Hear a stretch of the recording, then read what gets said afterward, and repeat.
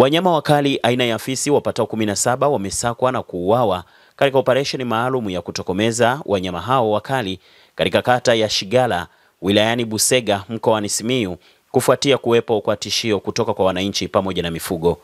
Wakizungumzia tukio hilo mara baada ya kuuawa kwa wanyama hao, baadhi ya wananchi wameshangazwa na kuona baadhi ya fisi wakiwa na heleni sikioni, shanga shingoni pamoja na alama kwenye mapaja, jambo ambalo limezua taharuki, huku wengi wao wakihusisha na imani za kishirikina.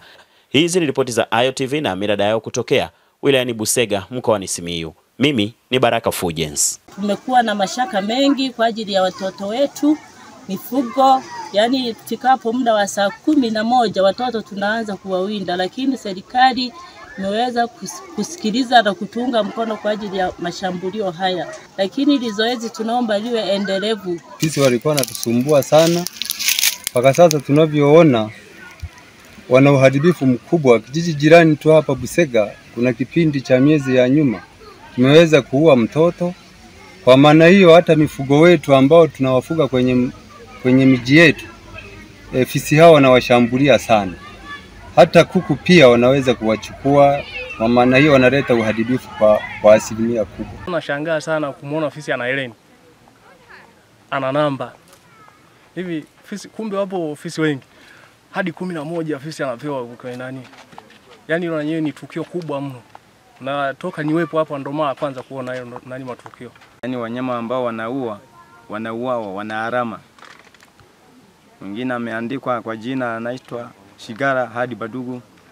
Mwingine ana heleni. Na maana wote tuseme wanyama waliokufa wote wana alama. Na maana hao wanyama wote hao sio wanyama wa porini. Ni wanyama wa binadamu tunaoishi nao. Binadamu wanafuga wanyama kama fisi.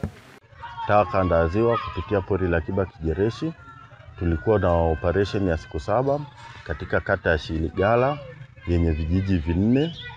Operation hiyo ilikuwa maalum kwa kudhibiti fisi ambao walikuwa hatarishi kwenye makazi ya watu pamoja na mifugo.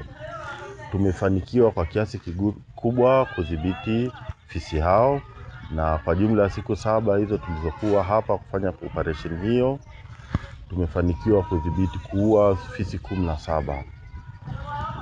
Na ushauri wangu kulingana na jiografia halisi ya kata ya Shigala, ushauri wangu ulikuwa tushirikiane na kata zingine kama Badugu na Kabita ili tuendeleze kutokomeza fisi hao ambao ni hatarishi kwa wananchi.